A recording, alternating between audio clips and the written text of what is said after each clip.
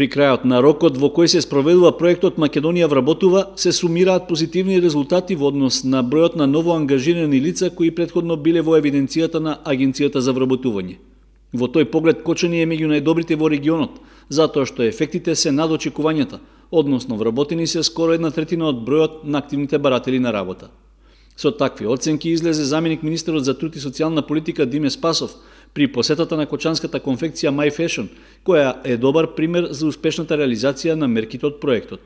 Мене навистина ме радува фактот што општина Кочани е една од општините во која што се постигнати најголем број на вработувања преку мерката Македонија вработува, или поточно 1040 работни места се отворени преку Македонија вработува во општина Кочани.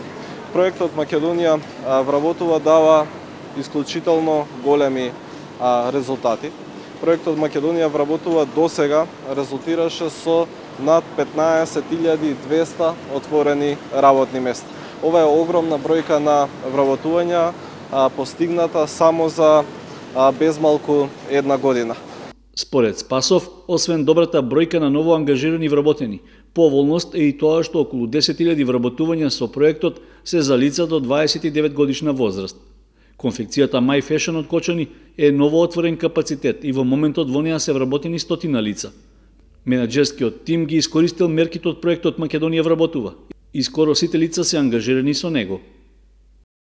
Ние сме една од фирмите во Кочани кои што имаме вработени лица со мерката за вработување и сме задоволни од мерката за вработување. Имаме доста олеснувања. Имаме 95 вработени, може да ќе зголемиме, но за многу мал број на вработени. Проектот Македонија вработува ќе трае до 15 април, што според заменик министерот Спасов е добра можност за компаниите и работодавачите да ги искористат поволностите и да ангажираат нови вработени за местата што им се неопходни. При тоа им се нуди и ослободување од трошоците од 27 до 37%, колку што е субвенционирањето од страна на државата за секој вработен преку проектот.